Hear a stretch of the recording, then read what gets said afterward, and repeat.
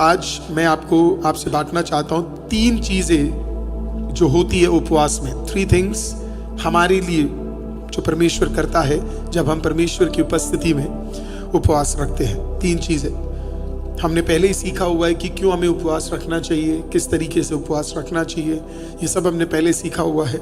आज हम सीखेंगे कि जब हम उपवास रखते हैं तो 3 चीजें होती है। There are 3 deliverances that happen when you fast. 3 deliverances that happen when you fast. 3 different कहानियों को, 3 डिफरेंट रेफरेंसेस को मैं आज आपको देना चाहूंगा और मुझे विश्वास है इसके द्वारा परमेश्वर आपसे शक्त रूप से बातचीत करेगा। आपका ध्यान सबसे पहले मैं लेकर जाना चाहता हूं एजरा की किताब 8वें अध्याय में। एजरा की किताब 8वें अध्याय में, एजरा चैप्टर 8। एजरा की किताब 8वां अध्याय, एजरा चैप्टर 8। और हम कुछ देर में उसके 20वें वाक्य के बाद हम लोग एक साथ पढ़ेंगे।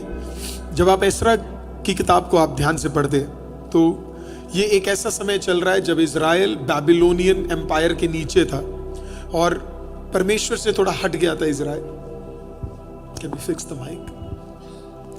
इजराइल थोड़ा परमेश्वर से हट गया था और हटने के बाद उसे नहीं पता था क्या करना है, भटक गया था। और ऐसा कई सीजन आता हमारे लाइफ में जब हम परमेश्वर से दूर हो जाते। लेकिन उस समय पे मेरे को ऐसे हमेशा परमेश्वर ने ऐसे लगता है कि जब कभी चर्च भटकता है ना, परमेश्वर कुछ अद्भुत लोगों को तैयार कर देता है उस सीजन और उस समय के लिए। और एजरा उनमें से एक था। जब इजराइल भटक गया तो परमेश्वर ने एक व्यक्ति को खड़ा किया जिसका नाम एजरा था। और परमेश्वर ने जब एजरा को खड़ा किया तो परमेश्वर ने एजरा से बातचीत किया कि इजराइल का पश्चाताप होना बहुत जरूरी है करके। अब इजराइल को यह मौका मिल गया था कि वो यरूशलेम वापस जा सकती थी, कुछ लोगों को लेकर, वो लोगों को लेकर वापस जा सकती थी। लेकिन वापस जाना आसान नहीं था क्योंकि जिस यात्रा पे वो जा रहे थे वो यात्रा बड़ा ही टफ। उस यात्रा में कई लोग मरते हैं, उस यात्रा में कई लोग खत्म हो सकते हैं, उस यात्रा में कई लोग परेशान हो सकते हैं, उस यात्रा में मौत हो सकती है, बीमारी हो सकती है। तो परमेश्वर ने एजरा से बात किया और एजरा को पता है उनके जीवन में ये सारी कठिनाई क्यों हुई। एजरा से परमेश्वर ने बोला इसके लिए हुई क्योंकि तू परमेश्वर से दूर चला गया। आपको पता है इस दुनिया में सबसे बड़ा बुद्धि क्या है? ये समझना कि हमारे जीवन में चीजें क्यों घट रही है, बुरा क्यों हो रहा है, अच्छा क्यों हो रहा है। ये चीजों को समझना बहुत जरूरी है। और एजरा को परमेश्वर में था तो इसके लिए समझ आ गया कि ये चीजें घटी क्यों है, ये परेशानियां आई क्यों है। तो उसको जब ये रियलाइज हुआ तो वो परमेश्वर की उपस्थिति में गया और उसने पश्चाताप किया, उसने परमेश्वर के सामने प्रार्थना किया। और फिर बाइबल बताती है, हम 21वें वाक्य से पढ़ेंगे, क्या लिखा हुआ है। तब मैंने वहां अर्थात अहवा की नदी के तट पर उपवास का प्रचार इस आशय से किया कि हम परमेश्वर के सामने दीन हों और उससे अपने और अपने बाल बच्चों और अपनी समस्त संपत्ति के लिए सरल यात्रा मांगे। हालेलुया। अब देखना, बाइबल कहती है कि उसने उपवास इसके लिए रखा ताकि हम दीन हो। इसका मतलब वो दीन नहीं थे, इसका मतलब वो प्रभु में थे तब भी वो दीन नहीं थे। इसका मतलब आप प्रभु में हो सकते हो लेकिन तब भी आप क्या नहीं हो सकते? दीन नहीं हो सकते। द पर्पस ऑफ फास्टिंग, पहला डिलीवरेंस जो परमेश्वर उपवास में हमारे अंदर लेकर आता है, आपको पता है वो क्या है? वो है दीनता लाना। हालेलुया। और मैं आज दीनता के बारे में आपको कुछ बताऊंगा। जो हम जो दीनता के बारे में सोचते हैं और प्रभु जो दीनता के बारे में सोचता है उसमें बहुत डिफरेंस है। उसने कहा हम इसके लिए उपवास रख रहे क्योंकि हमें दीन होने की जरूरत है, हमारे एटीट्यूड में हम्बलनेस आने की जरूरत है और बिना हम्बलनेस के हम चीजें नहीं कर सकते। देखिए अगले वाक्य में क्या लिखा है, कॉन्टेक्स्ट समझा, मैंने आपको कॉन्टेक्स्ट ऑलरेडी समझा दिया। इजराइल वापस जा रहा है लेकिन अकेला जाना असंभव है क्योंकि बीच में जितने भी लोग हैं वो उनके ऊपर अटैक कर सकते हैं। वो जो लेकर जा रहे हैं वो सारी सामान को लेकर जा सकते हैं। तो अगले वाक्य में इस प्रकार से लिखा है, क्योंकि मैं मार्ग के शत्रुओं से बचने के लिए सिपाहियों का दल और सवार राजा से मांगने से लजाता था। क्योंकि हम राजा से यह कह चुके थे, हमारा परमेश्वर अपने सब खोजियों पर भलाई के लिए कृपा दृष्टि रखता है। मैंने देखा लोगों को प्रचार करते हुए, उठाते हुए, टेक्स्ट उठाते हुए, बोलते हुए कि हमें दीन होना है, लेकिन असली दीनता पता है इसके अंदर क्या है? इसने जाकर राजा को बोला हमें जाना है, और जब बोला कि हमें जाना है तो उसने पता क्या बोला? इसने बोला, प्रभु के दास ने बोला, हमें किसी की जरूरत नहीं क्योंकि यहोवा हमें बचाएगा, यहोवा हमारे साथ है, लेकिन इसके अंदर डर है, क्योंकि इसने कहानियां सुनी है कि रस्तों में जब भी लोग जाते हैं उन्हें क्या कर दिया जाता है, मार दिया जाता है, उनके ऊपर उन्हें घेरा जाता है, उन्हें स्लेव बनाया जाता है। तो अभी एजरा के अंदर डर है कि जब हम हजारों लोग जब हम जाएंगे तो बाकी लोग हमें क्या करेंगे, अटैक करेंगे, हमें मारेंगे। अब प्रॉब्लम ये कि ये सिपाही भी नहीं मांग सकता, क्योंकि उसने पहले राजा को क्या बोल दिया है ना। आप लोग ऐसे देख रहे हो ना, बाप रे, ये तो हमने तो कभी पढ़ा ही नहीं। बाइबल पढ़ो, आपके लिए सारे रेवलेशन खुल जाएंगे। हालेलुया, है ना। वो ये सोच रहा है लॉरेंस तेरे लिए भी फर्स्ट टाइम है ना, तभी तो मेरे को ऐसे देख रहा ध्यान से कि बाप रे बाइबल में था करके। और वो गया और उसने पता क्या राजा को बोला, परमेश्वर यहोवा हमें बचा लेगा। जैसे बहुत लोग बोलते हैं ना, यहोवा हमें बचा लेगा, और उसके बाद कॉम्बी फ्लैम ले लेते हैं।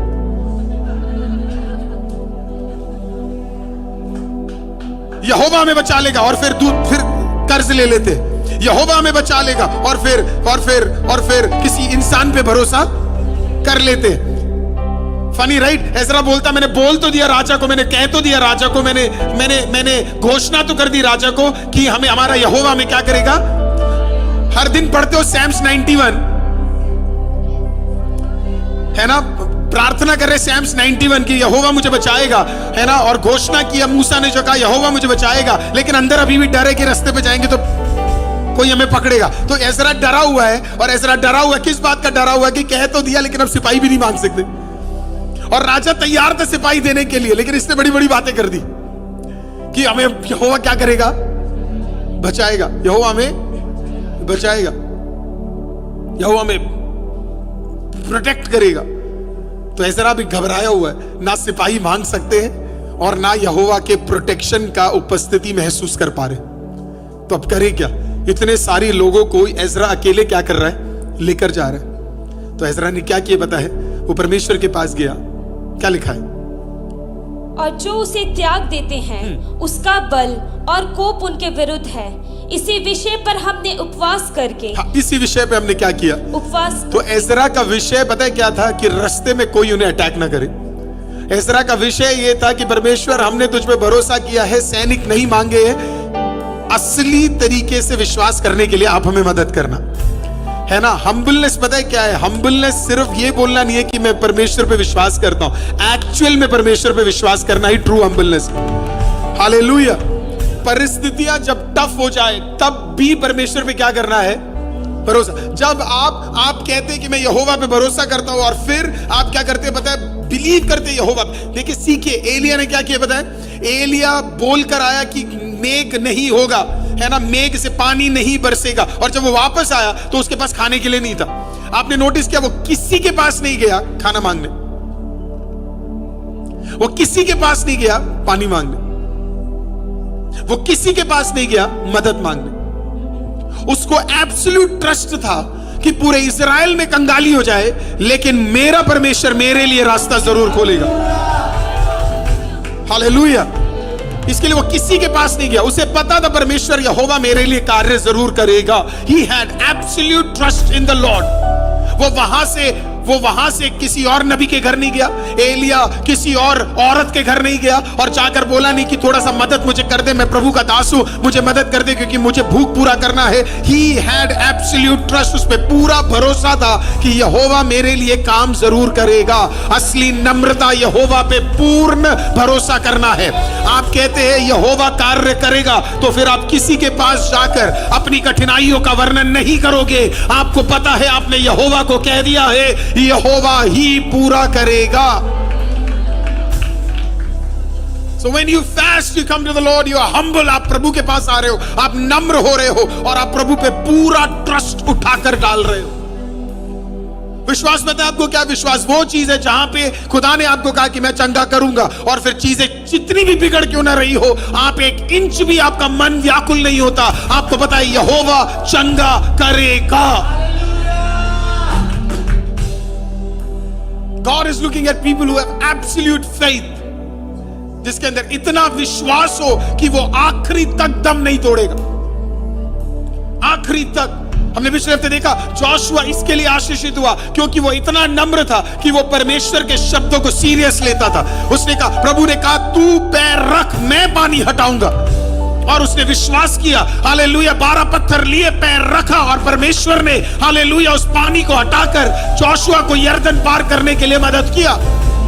विश्वास था उसके अंदर इस बात का कि मैं घूमूंगा तो 7वें दिन दीवार गिरेंगे। हम होते तो अरे पहले दिन कुछ हिला क्या, नहीं हिला, दूसरे दिन भी नहीं हिला, तीसरे दिन भी नहीं हिला, उसका पेंट तक नहीं किया 6 दिन वो घूमे तो।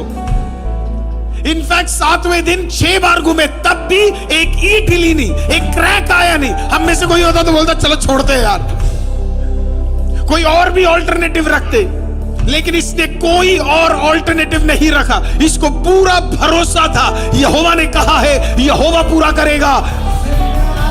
आपको पता है जोशुआ जब घूम रहा था, जोशुआ अपने लोगों के प्रजा के पास जाकर नहीं बोला तलवार तैयार रखना, उसने जाकर नहीं बोला भाला तैयार रखना, उसने अपने आर्मी को नहीं बोला कि तुम सारी तैयारी कर रखना, क्या पता यहोवा ना करे तो थोड़ा सा बैकअप करके चलते। उसने बोला तुम्हें कुछ करने की जरूरत नहीं है। यहोवा ने कहा हालेलुया प्रीस्ट घूमेंगे, 7 बार घूमेंगे, 7 दिन घूमेंगे, 7वें दिन 7 बार घूमेंगे, दीवार गिरेगी, कोई भी बैकअप नहीं।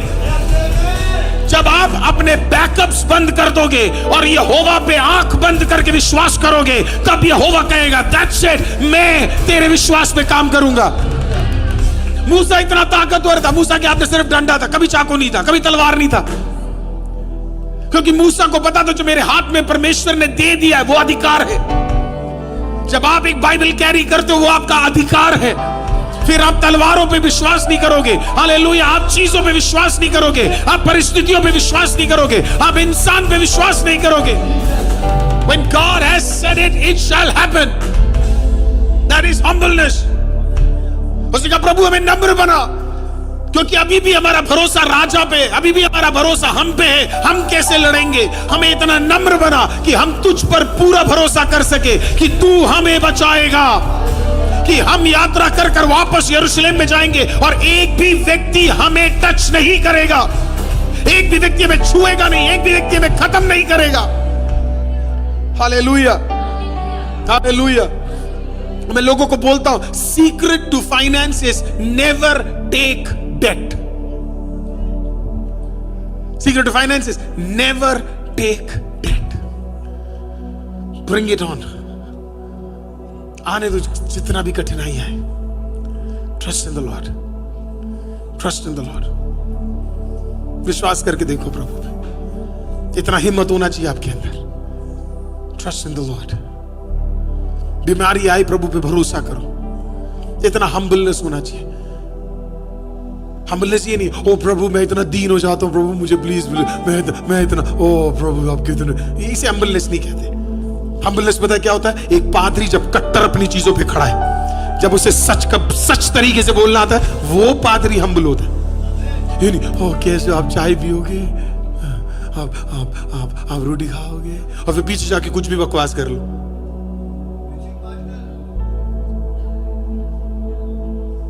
व्हाइट कपड़ा पहनना कोई हम्बलनेस का निशानी नहीं है। खुदा ने नहीं पहना, तुम्हारा व्हाइट क्या करेगा?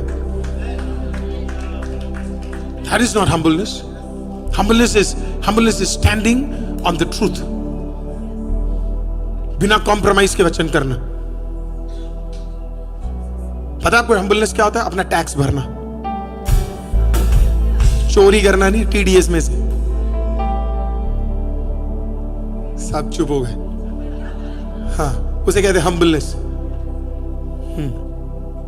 चलो 40 रुपए बचा लेते हैं, है ना, 400 रुपए बचा लेते हैं। नहीं, बिलीविंग कि तू गवर्नमेंट को देने के बाद भी प्रभु आपको आशीषित कर सकता है।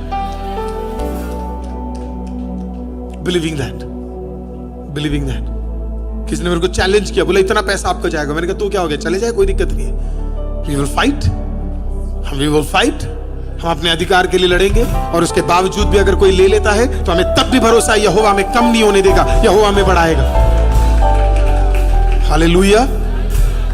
हम्बलनेस वो पादरी था जो आकर बोला कि मैं आज प्रचार नहीं कर सकता because my frame of mind is not right. प्रभु ने 24 घंटे में $500,000 से ऊपर परमेश्वर ने एक रात में उसके लिए तैयार कर दिया। क्यों? क्योंकि वो हम्बल था, वो अपनी चीज पे बिलीव करता था, उसे विश्वास था।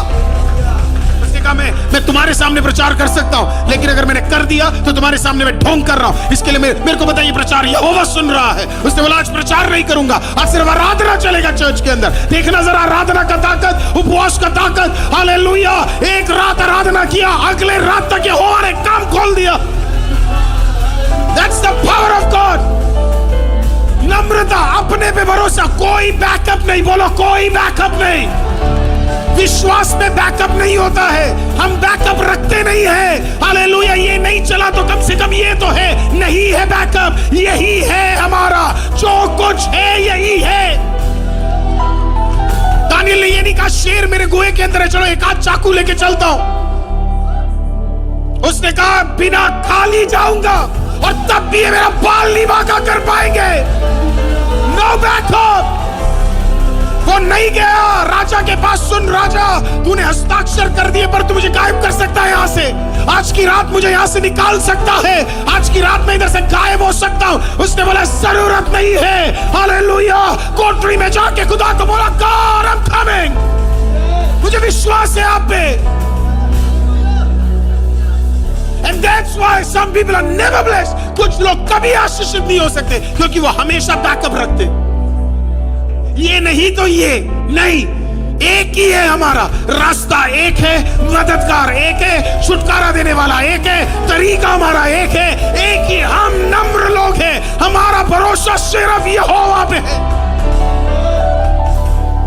Hallelujah. No backups, no backups people of God. परमेश्वर प्रोवाइड करता है। उन्होंने प्रार्थना किया, वो खुदा की उपस्थिति में गए, अपनी कमियों को प्रभु के सामने रखा, क्षमा मांगा और प्रभु को बोला प्रभु किसी और मदद के बिना हम बढ़ने जा रहे। उससे पहले जो भी उस यात्राओं में जाते थे सबके साथ अटैक होता था, लेकिन इज़रा ने कहा हमें नहीं चाहिए मदद। खुदा बाप परमेश्वर हमारी मदद सिर्फ तू है, तू हमारी मदद करेगा। वो निकले भी और वो अपनी जगह पे पहुंचे भी और उनमें से एक के साथ खुदा ने गलत होने भी नहीं दिया। हालेलुया। तू निकलेगा भी, तू अपने डेस्टिनेशन पे पहुंचेगा भी और यहोवा तेरे साथ कुछ भी गलत होने नहीं देगा क्योंकि तूने नम्रता के साथ पूरी तरीके से उस पे बिलीव किया है। हालेलुया। हालेलुया। प्रभु के दास पॉल यंग जो अपनी किताब में एक कहानी बताते जहां पे एक लड़की की शादी नहीं हो रही थी। वो 30-35 इयर्स की हो गई थी, 35 साल की उम्र की हो गई और उसकी शादी नहीं हो रही। भयंकर टॉल थी वो। एक दिन प्रभु के दास पॉल यंग जो के साथ उसको एक मौका मिला बात करने का। तो अपॉइंटमेंट लेके जब वो वहां पे गई तो पॉल यंग जो उन्होंने बोला मेरी शादी नहीं हो रही करके। तो उन्होंने बोला ठीक है तेरी शादी नहीं हो रही, कैसा लड़का चाहिए तुझे करके, है ना। तो उसने बोला कोरियन लड़का चाहिए। बोला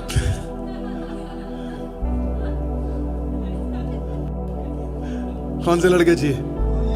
हाँ, कोरियन है तो कोरियन से शादी करो, ठीक है। तो उसने बोला कोरिया की थी, तो उसने बोला मुझे कोरियन लड़का चाहिए।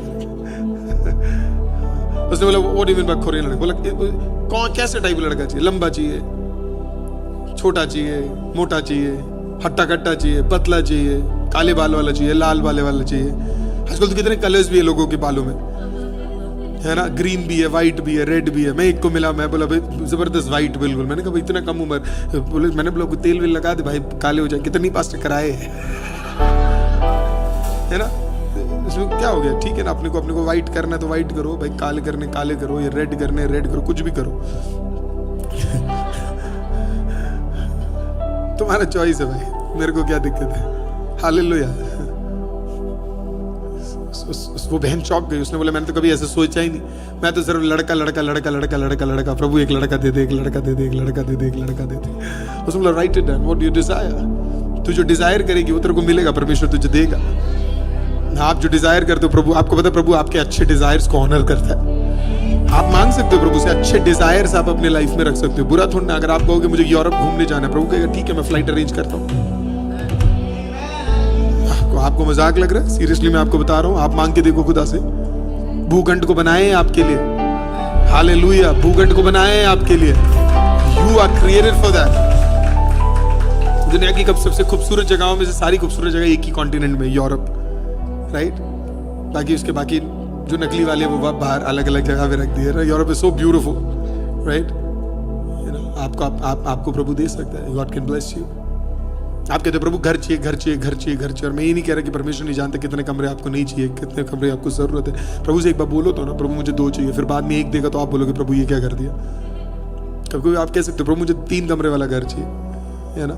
एक मेरे लिए, मेरे और मेरे पति के लिए, एक मेरे बच्चों के लिए, फिर बीच में पादरी साहब आएंगे तो उनके लिए भी एक कमरा दे देंगे। कभी उनको प्रेयर करना पड़े, कभी वो थक के आए तो उनको भी एक दे देंगे, या एक प्रेयर रूम रख देंगे, राइट।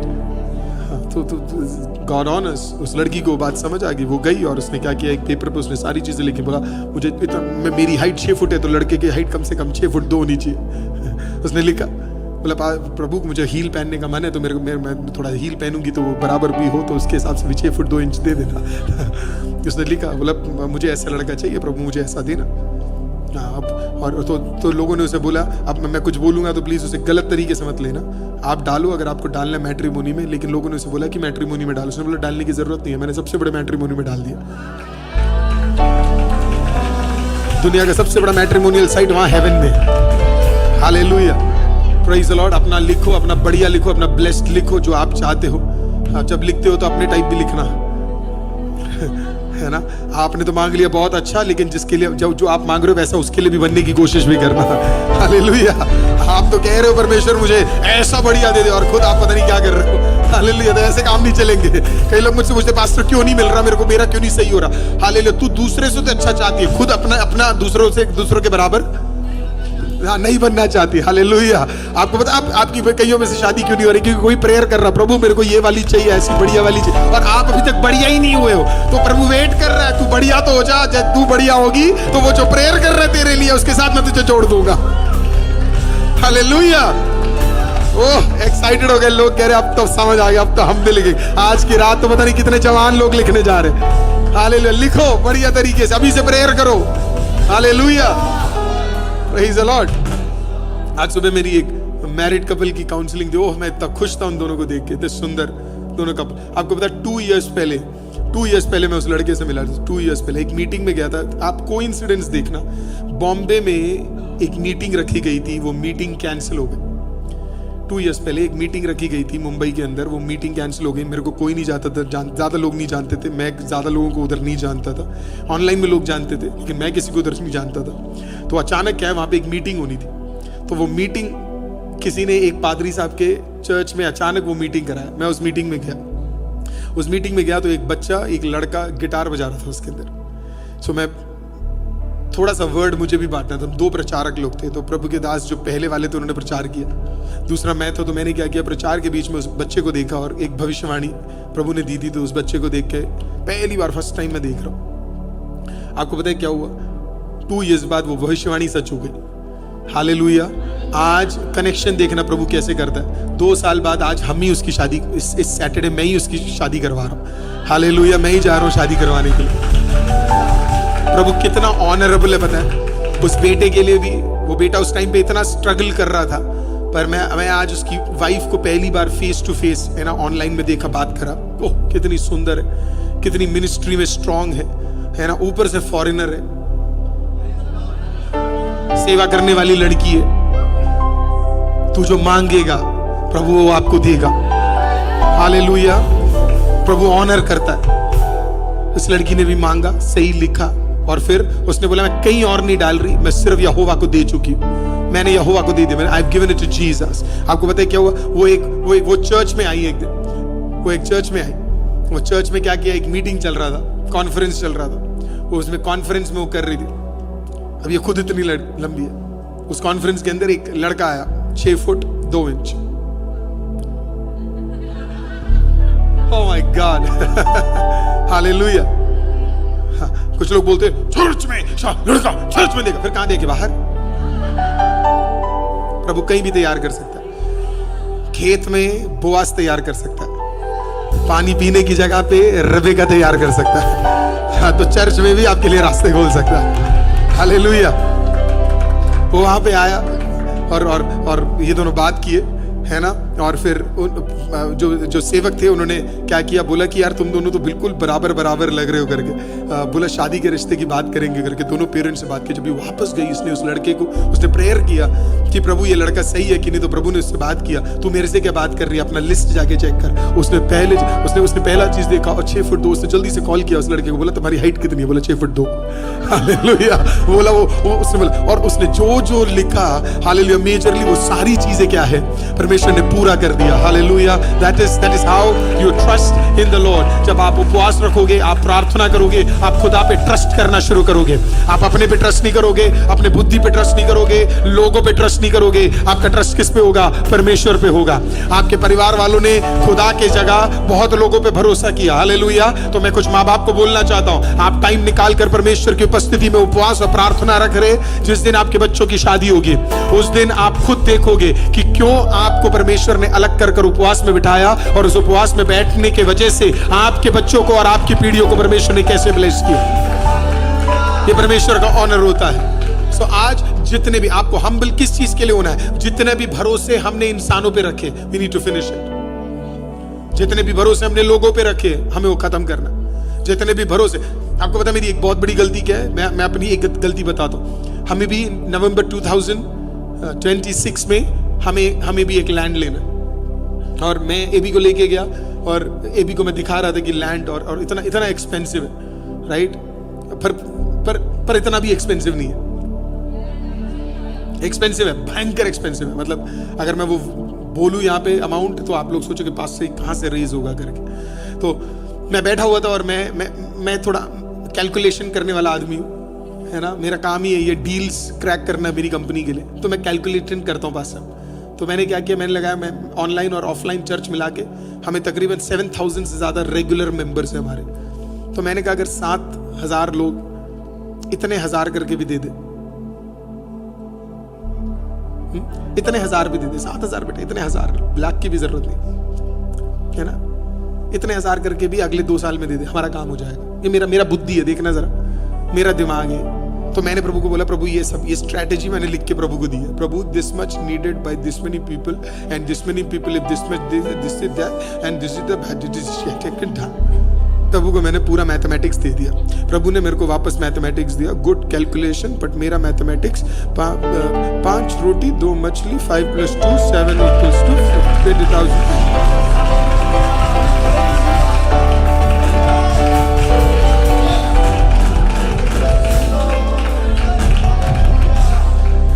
बड़ी मुश्किल से कैलकुलेशन सेटअप करके सब कुछ रखा था। प्रभु ने कहा हटा, 5 + 2 7 20,000, 7 लोव्स 4,000, तो हो गया। मैंने सब काटा, मैंने कहा प्रभु यू विल प्रोवाइड। हम यहाँ कैलकुलेशन कर रहे हैं कि इतने लोग इतने देंगे तो इतना होगा। प्रभु कहता है इतने लोग इतने नहीं देंगे बेटा, हालेलुया। कभी कभी मैं एक को खड़ा कर दूंगा और वो इतना ब्लेस्ड हो जाएगा कि वो एक आएगा और एक लिख के चला जा सकता है। मैं 10 को खड़ा कर सकता हूँ। प्रभु के छुटकारे सारेफात की एक औरत काफी थी एलाइजा के भूख को हटाने के लिए। हालेलुया। एक बालक काफी था 20,000 की भूख को हटाने के लिए। हालेलुया, आमीन। प्रभु का एक नाव पे खड़ा होना काफी था, एक नाव नहीं 2 नाव भरने के लिए मच्छी से। हालेलुया। यहोवा, the trust that we have on the Lord. तो आप ये मत सोचिए कि सिर्फ आप ही लोग मूर्ख दिखते हैं परमेश्वर के सामने, मैं उससे भी बड़ा दिखता हूं, है ना। परमेश्वर अलग ही लेवल पे मुझ पे बात करता है। पागल, What are you doing? ऐसे कैसे कर सकता है तू, है ना। परमेश्वर के टाइमिंग, परमेश्वर के तौर तरीके सब अलग है। बोले I trust in the lord, I trust in the lord. बोले I trust in the lord. बोले कोई बैकअप नहीं है। हालेलुया। वो लोग बोलते हैं तू नहीं जानता मैं कहां से आया, नहीं बोलेंगे। कोई बैकअप नहीं है। कैसे होगा नहीं पता, कौन करेगा नहीं पता, कहां से आएंगे पैसे नहीं पता, कहां से आएंगे रास्ते नहीं पता, कहां बिठाएंगे नहीं पता।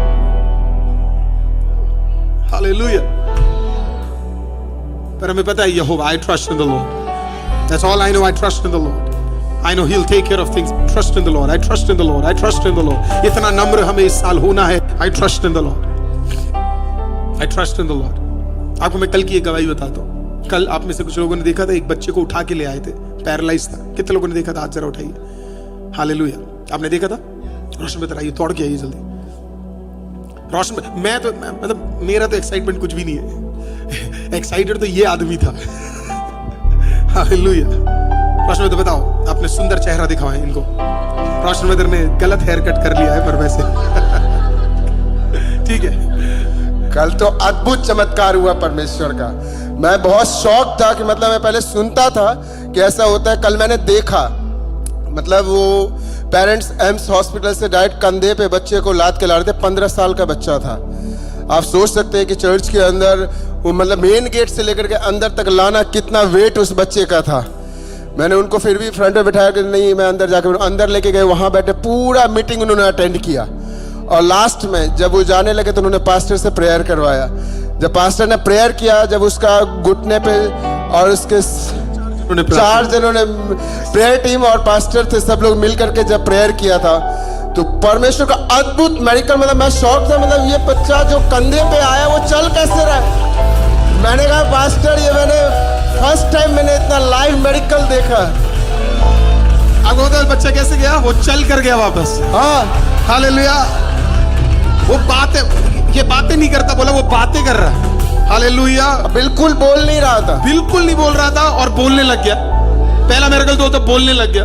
आपको पता है सबसे फनी बात क्या है? अंदर इतना बड़ा मिरेकल चल रहा है, हमारे 4 बच्चे बाहर खड़े हुए, इन्हें पता ही नहीं चल रहा अंदर मिरेकल है। और इतना लाइव मेडिकल, मतलब मैं तो सच में शॉक्ड रह गया था। परमेश्वर क्या हो रहा है ये?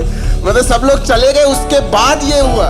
मतलब आखिरी में अंदर चर्च में शायद 3 ब्रदर्स रह गए थे। हाँ। और मैं था, हम 4 जने थे और 4 जने शायद बाहर थे। लॉरेंस आप लोग सब बाहर थे ना? वो लोग इंपॉर्टेंट डिस्कशन कर रहे थे कि फास्टिंग खत्म होने के बाद क्या खाएंगे। तो नहीं तो लॉरेंस और 3-4 जने बाहर थे और इन्हें पता ही नहीं था, क्योंकि लॉरेंस, मैं, हम लोग सब आगे बैठते हैं तो हमें कभी कभी पता ही नहीं होता चर्च के पीछे कौन कैसे आ रहा है, क्या आ रहा है, हमें पता ही नहीं। मैं सोच रहा था कि रोशन ब्रदर इतना एक्साइटेड हो रहे हैं, कल लॉरेंस तू देख लेता, तू तो आधी हवा में उड़ रहा होता। वो बच्चा उसे उठा के ले आए गए। आपने देखा होगा वो पैरालाइज होके, जहां पे गौरव बैठा हुआ है ना, वहीं पे वो पैरालाइज होके गिर गया था पूरी तरीके से। और लास्ट में वो क्या करा पता आपको? थोड़ा चला, फिर थोड़ा चला और उसके बाद पता असली मिरेकल क्या था? वो चला, पकड़ के चला, फिर हाथ पकड़ के चला, फिर कंधा पकड़ के चला। मतलब सबसे खूबसूरत चीज आप जानते क्या है? जब हम में से किसी को भी पकड़ने की जरूरत नहीं पड़ी और वो अकेले चल के जा रहा। अद्भुत मेडिकल था, मतलब बोल नहीं पा रहा था, राइट साइड पूरा पैरालाइज था उसका। आपको पता है उस व्यक्ति ने आईसीएम के बारे में कैसे जाना? वो और सुंदर है। कोई एक फैमिली एम्स में अपने पति को ट्रीट करने आए थे। डॉक्टर्स ने बोल दिया था कि ये बच ही नहीं सकता करके। उसको किसी ने बोला इधर एक चर्च है जहां पे आईसीएम है और वहां पे आप जाओ, वहां पे प्रेयर कराओगे, वो प्रेयर करने वाले लोग हैं, आप जाओ वहां छुटकारे होंगे, वहां चर्च फास्टिंग में करके। मैं धन्यवाद करता हूं ऐसे लोगों को जो वचन बांटते हैं, वचन शेयर करते हैं। हालेलुया। पास्टर मेन रोड तक वो बच्चा पैदल गया रहा।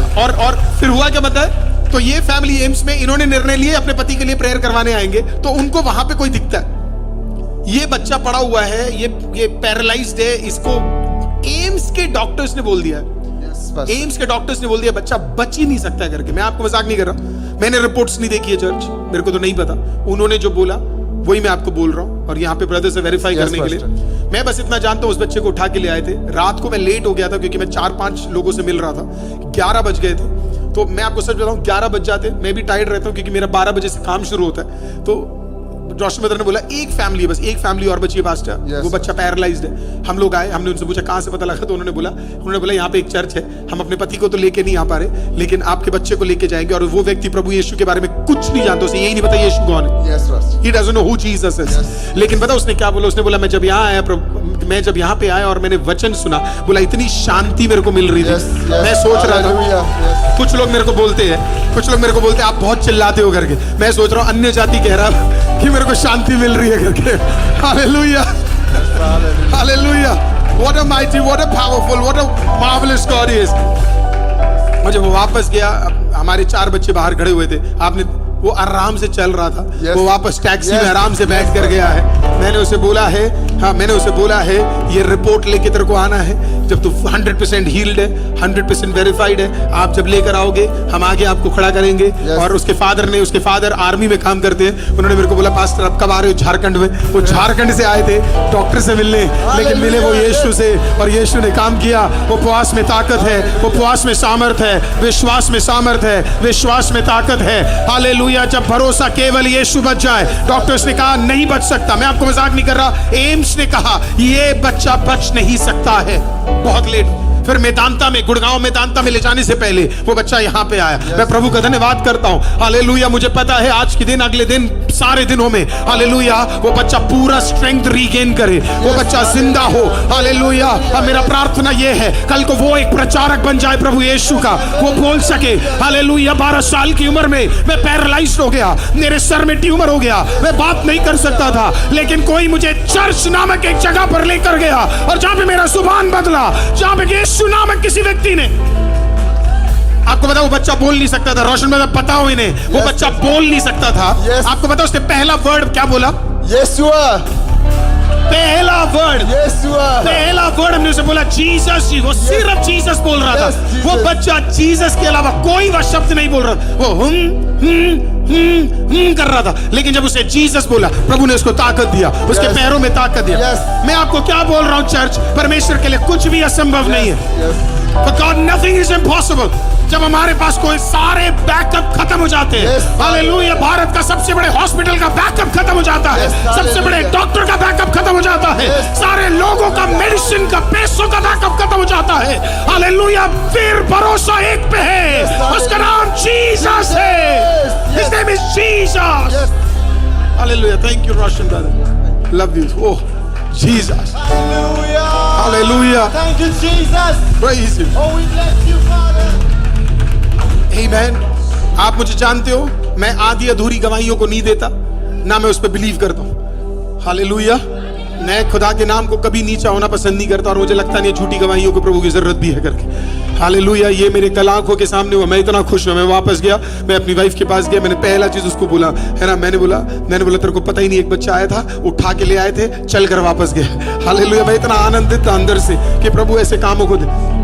मेरे को पता है, लोगों ने पता, मेरे को जब मैं ये शेयर कर, लोगों ने कहा पास्टर आपने फोटो क्यों नहीं लिया, आपने वीडियो। मैं क्या करूं, मैं फोटो लूं या वीडियो लूं? मैं यहाँ प्रेयर करूं।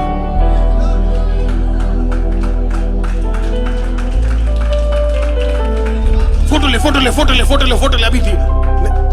नहीं हो पाता यार, कभी कभी मेरे से नहीं हो पाता। आई विश एबी होता या तुम लोग होते तो शायद वो वीडियो ले सकते थे और बहुत लोगों के लिए वो एक एनकरेजमेंट का कारण होता। हाँ, लेकिन मैं इस बात में सांत्वना है, वो यीशु को वापस लेकर गया। वो हरियाणा में जहां कहीं भी अभी है, हालेलुया, वो यीशु को वापस लेकर गया। I think that we have given him Jesus. Hallelujah, hallelujah. उसे तो यही भी नहीं पता होगा पादरी का पादरी कौन है, मुझे नहीं लगता उनको पादरी का नाम तक पता है। हालेलुया, प्रभु का धन्यवाद हो। लेकिन उन्होंने पादरी का नाम नहीं जाना, उन्होंने प्रभु यीशु का नाम जाना। मैं आपको कह रहा हूं, trust in the Lord, trust in the Lord, trust in the Lord, trust in the lord. प्रभु पे ट्रस्ट करने में एक अलग ही मजा आता है। कितने लोगों को समझ आ रहा है? हालेलुया। भरोसा कीजिए, ये साल आप सिर्फ यीशु पे भरोसा करेंगे। ये साल यीशु के अलावा किसी और पे भरोसा नहीं करेंगे। ये साल यीशु पे अलावा किसी और पे विश्वास नहीं करेंगे। ये साल आप बिलीव कीजिए यीशु पे 100% आपके काम बनेंगे, 100% आप चंगाई देखेंगे, 100% आप ब्लेसिंग देखेंगे, 100% कर्ज हटेंगे, 100% फाइनेंस खुलेंगे, 100% आईसीएम बढ़ेगा, 100% सुसमाचार बढ़ेगा, 100% आपके कामों में उन्नति आएगी, 100% आपको वीसास मिलेंगे। यहोवा कह रहे हैं trust me, trust me, trust me, believe कर। हालेलुया। लोग मेरे से बार बार पूछते पास्टर आपको डर नहीं लगता, आप किसी के लिए ऐसे प्रेयर करते और वो बाद में चंगा नहीं हुआ? मैंने कहा मैं अपना नाम यूज ही नहीं करता, मैं अपना नाम यूज ही नहीं करता। मैं कभी नहीं बोलता कि मेरे प्रेयर की वजह से हुआ। ये सब मैंने तभी जल्दी से रोशन ब्रदर को बोला, क्योंकि मुझे पता वो बोलेंगे कि पास्टर ने प्रेयर किया। मैंने बोला नहीं, सिर्फ पास्टर ने नहीं किया, वो 2-3 ब्रदर्स और साथ थे। अनमोल था, आई थिंक रोहित था, और मैं ऑनर करता हूँ ऐसे लोगों को, है ना। बहुत जरूरी है हम अपने लोगों को ऑनर करें करके, है ना, क्योंकि ऐसे लोग साथ में ना हो तो कभी कभी हम बड़ा डिफिकल्ट हो जाता है। हालेलुया, है ना। It is needed to honour people, but at the same time credit should only go to यीशुआ। सारा महिमा सिर्फ यीशुआ को जाना चाहिए, है ना। तो क्या ऐसा हुआ है कि मैंने प्रेयर किया और लोग ठीक नहीं हुए? Absolutely absolutely, absolutely.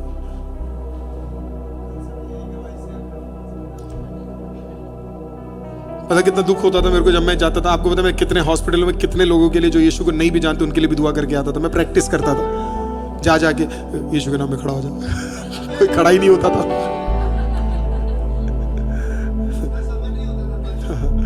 वो मेरे को समझ ही नहीं आता तो प्रभु क्या है करके।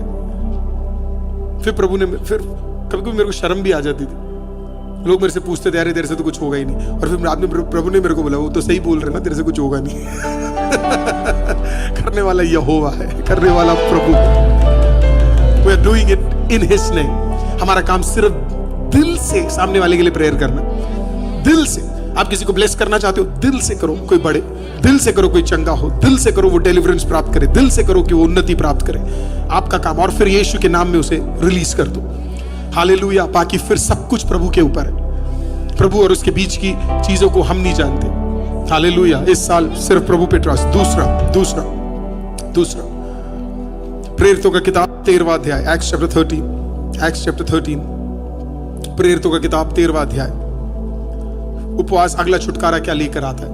पहला, आपको वो प्रोटेक्ट करेगा, आपको वो ट्रस्ट करने के लिए मदद करेगा, आपके लिए वो रास्ते खोलेगा। दूसरा, प्रेरितों का किताब 13वां अध्याय, उसका 3रा वाक्य हम लोग पढ़ेंगे। अच्छा, डू इट सून वन। तब उन्होंने उपवास और प्रार्थना करके और उन पर हाथ रखकर उन्हें विदा किया। यस। अतः वे पवित्र आत्मा के भेजे हुए सिलूकिया को गए और वहां से जहाज पर चढ़कर साइप्रस को चले और सलमीस में पहुंचकर परमेश्वर का वचन यहूदियों के आराधनालयों बाइबल में बताती सुनाया। है कि प्रभु चर्च बढ़ रहा था तो वहां पे परसिक्यूशन आ गया, इश्यूज आ गए। जब भी आप प्रभु में बढ़ रहे हो तो इश्यूज आएंगे, परसिक्यूशन आएगा, बहुत सारे चीजें हमारे खिलाफ आएंगे। जब ऐसी चीजें खिलाफ आ जाए तो आपका मूड वापस फिर सिर्फ प्रेयर में नहीं होना चाहिए, फास्टिंग में होना चाहिए।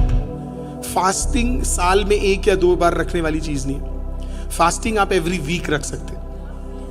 मैं कई सारे लोगों को बोलता हूं, हफ्ते में कम से कम 1 डे फास्टिंग रखा करो। 1 डे, 1 सेशन अपने फैमिली के लिए, अपनी सेवकाई के लिए, कम से कम अपने परिवार के लिए 1 डे, है ना, जिस वीक। क्योंकि obviously as a corporate fasting हम हर महीने शायद नहीं आ पाए 21 करने के लिए या 7 करने के लिए। हमारा अगला फास्टिंग मार्च 12 को शुरू होगा, तो बीच में 1 फरवरी होता है ना। तो अब जब आप फास्टिंग खत्म कर रहे हो तो ब्लेसिंग्स भी रेडी है, लेकिन उसी के साथ साथ कई सारे, है ना, शैतानी ताकतें आपको निरुत्साह करने के लिए भी आएंगी। चर्च बढ़ता है, परिवार बढ़ता है, परसिक्यूशन आता है। बोलो परसिक्यूशन आता है ना। आप एक साथ बढ़ रहे हो, अचानक कुछ चीजें आएंगी। क्यों आएंगी? क्योंकि शैतान का पर्पस ही यही है कि हमारे खिलाफ क्या लेकर आए, परसिक्यूशन लेकर आए करके। He is like that. तो चर्च के साथ भी यही हुआ। चर्च बढ़ रहा था, 8वें अध्याय तक हम लोग देखते कि चर्च एक्सपोनेंशियली ग्रो कर रहा था। जब वो ग्रो करने लगा तो बाकी सारी जगह खाली पड़ गई, चर्च ही चर्च में सारे लोग आने लगे। तो बाकी जितने बैठे हुए थे वो सबके सब परेशान हो गए और उन्होंने कहा आओ चर्च को तोड़ेंगे करके। अब उन्होंने भी नहीं ये निर्णय लिया था, ये शैतान का काम था। डेविल ने किंगडम ऑफ गॉड के खिलाफ आंदोलन करना शुरू कर दिया। चर्च टूटा, चर्च में दिक्कतें आई, लोग छुपने लगे, अंडरग्राउंड चर्चेस हुए। जब ये सब कुछ बढ़ने लगा तो बहुत सारे लोग सेवक नहीं थे, सेवक कम होते जा रहे थे। तो उस टाइम पे पता है चर्च ने क्या किया? चर्च ने कहा आओ हम उपवास रखते हैं। तो एक नई सेवकाई को शुरू करने से पहले उन्होंने क्या किया पता है? तो उपवास रखा। बोलो नई चीज। इस फास्टिंग में दूसरा चीज जो मैं आपको सिखाना वो ये है, जब भी आप कोई एक नई चीज करने जा रहे उसके पीछे एक फास्टिंग होना चाहिए, एक उपवास होना चाहिए। There should be a fasting behind something new that you're about to start। वो आपका बड़ा जबरदस्त कवरिंग होता है। इनको सेवक बाहर भेजने थे, इनको गाइडेंस की जरूरत थी। उसके लिए उन्होंने सबसे पहले क्या किया पता है? उपवास रखा। वो प्रभु की उपस्थिति में बैठे, उन्होंने कहा प्रभु मुझे आपकी मदद चाहिए करके। और जब वो बैठे तो प्रभु ने उन्हें क्या किया पता है? सेकंड पॉइंट है, प्रभु ने उन्हें गाइड किया। आप कंफ्यूज्ड है लाइफ में, आपको नहीं पता इस साल क्या करना है, कैसे करना है, किस तरीके से करना है। आपको प्रभु के सामने बैठना है और प्रभु से गाइडेंस मांगना है।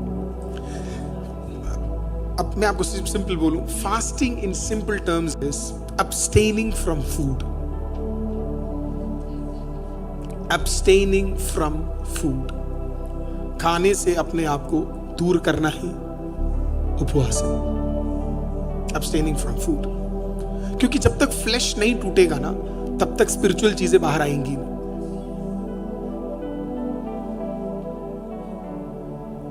और चाहे आप दानियल को देख लो, यशाया को देख लो, एजरा को देख लो, आप कोई भी प्रभु ने जिनको यूज किया, जब भी उनके काम फंसे पड़े थे, उन्होंने क्या किया आपको पता है?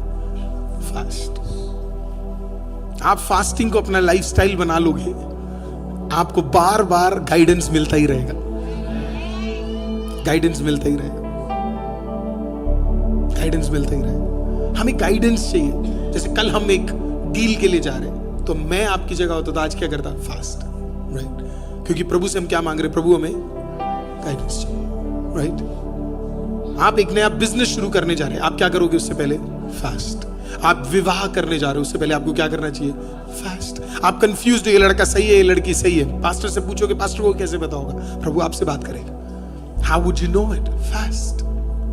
आपके घर के खिलाफ 4 लोग युद्ध पे खड़े हो गए, उपवास कर लो. आपका एक कोर्ट केस है, उपवास कर लो. ऑफिस में 10 लोग आपके खिलाफ खड़े हो गए, उपवास कर लो. प्रमोशन रुका है, उपवास कर लो. जहां आपको गाइडेंस नहीं मिल रहा, आपको नहीं पता आगे कैसे चीजें बढ़ेंगी, आपको नहीं पता आगे कैसे होंगी चीजें, आपको सिर्फ और सिर्फ इस साल क्या करना पता है? आपको उपवास ऐलान कर देना. प्रभु आपको गाइड करता चला जाएगा. क्लैरिटी मिलेगी आपको. प्रभु यीशु ने जब उपवास किया तो प्रभु को पता था उपवास के बाद क्या क्या चीजें करनी है. प्रभु की सेवकाई बड़ी स्ट्रक्चर्ड थी. प्रभु को पता था नाजरत से काना से गैलिली, है ना, या कैपरनॉम, प्रभु का सारा बड़ा ऑर्गेनाइज था, है ना. प्रभु ने पहले ही तैयारी करके रखी थी कितने शिष्य चुनने. ऐवी नहीं चुने थे 13, 14, 15, 20, 25 नहीं. बोला 12 चाहिए जो मेरे साथ में रहेंगे, 3 रहेंगे जो मेरे इनर सर्कल में रहेंगे, 500 रहेंगे जो सुसमाचार बांटेंगे, 72 रहेंगे जो 2 बाई 2 जाकर सेवा करेंगे.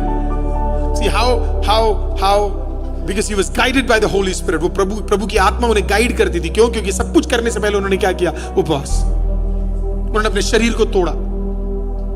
आसान नहीं है 40 दिन का फास्टिंग रखना. मैं आपको बताऊं, आप अगर सोच रहे हो लेंट फास्टिंग है, मैं आपको बता रहा हूं लेंट कुछ भी नहीं है. हालेलुया. वेजिटेबल छोड़ना या मच्छी छोड़ना या ये सब, पता नहीं, ये सब बोलने के बाद लोग मेरी धज्जियां उड़ा देते.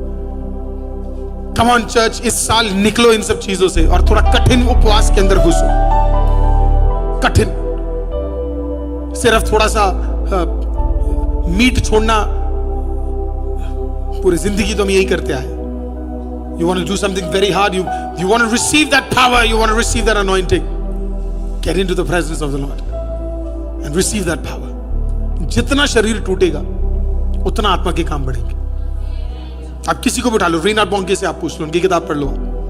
आप बेनी हिन से पूछ लो, उनके सेवकाई के पीक समय. आप केनेथ हेगिन से पूछ लो. आपको भी कितने एग्जांपल्स दूं. हाँ, जितने भी प्रभु के दास 19th और 20th सेंचुरी में जिन्हें प्रभु ने यूज किया, उनका लाइफस्टाइल में सबसे कॉमन चीज आपको पता है क्या थी? फास्टिंग थी. फास्टिंग थी. आपको पता है दूसरा एक चीज हमारा प्रॉब्लम क्या है? हम वेट करते कि कब 40 खत्म हो, कब 21 खत्म हो और कब मैं पेट भर के खाऊंगा. बस 21 खत्म हो जाए, उसके बाद एक बार चिकन रेडी रखियो भाई. बस तू 2 तारीख की रात को प्रभु भोज खाया, चिकन खाएंगे.